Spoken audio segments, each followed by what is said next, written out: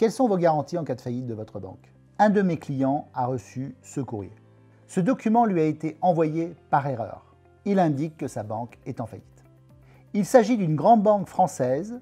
Elle s'est excusée dans un courrier la semaine suivante en disant que cette information était inappropriée et que la banque allait très bien. Si les banques communiquent sur ce sujet, c'est que le risque, comme nous le savons, existe d'une faillite, y compris d'une grande banque française. L'occasion m'est donc donnée de clarifier quels sont vos droits en cas de faillite d'une banque française. Beaucoup d'informations circulent, 100 000 euros, 75 000 euros, 70 000 euros. Je vous propose aujourd'hui de faire le point et de voir ce à quoi vous avez vraiment le droit et comment faire jouer cette garantie en cas de faillite.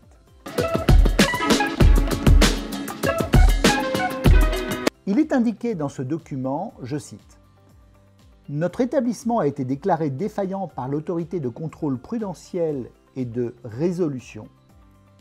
Vos dépôts vont être indemnisés par le Fonds de garantie de dépôt des résolutions qui mettra à disposition une indemnité dans un délai maximum de 7 jours ouvrables à compter de la date à laquelle vos dépôts ont été déclarés indisponibles. » Ce qui signifie que l'indemnisation est très rapide et elle est automatique. Il est indiqué un peu plus loin dans le document la chose suivante. Assurez-vous dans les meilleurs délais d'avoir accès à un compte ouvert dans un autre établissement bancaire pour y encaisser votre indemnisation et y transférer vos opérations et services habituels. Il est toujours prudent d'avoir plusieurs comptes bancaires ouverts.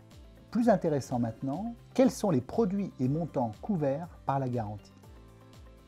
Le FGDR vous indemnise des sommes laissées en compte jusqu'à un maximum de 100 000 euros pour l'ensemble de vos comptes, livrets, contrats, entrant dans le champ de la garantie des dépôts.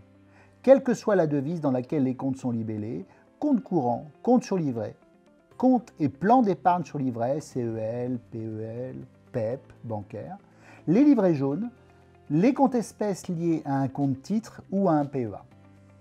La garantie n'est pas par compte bancaire, mais elle est pour l'ensemble des liquidités que vous détenez dans la banque. Le FGDR vous indemnise également jusqu'à un maximum de 100 000 euros des sommes déposées sur les livrets d'épargne à régime spécial garanti par l'État, c'est-à-dire le livret A et livret bleu, le livret de développement durable et solidaire et les livrets d'épargne populaire. Les autres actifs ne sont pas garantis, ce qui est logique, car la banque est seulement dépositrice de vos actifs. Par exemple, lorsque vous détenez un portefeuille actions, ce portefeuille actions est seulement en dépôt à la banque. La banque est dépositaire. Vous pouvez le transférer sans aucun problème dans une autre banque puisque vous en êtes pleinement propriétaire et qu'il n'est pas à l'actif comptable de la banque. En revanche, il y a même une garantie à 70 000 euros s'il manquait, je ne sais pas pourquoi, mais la probabilité est très faible, certains titres lors du transfert.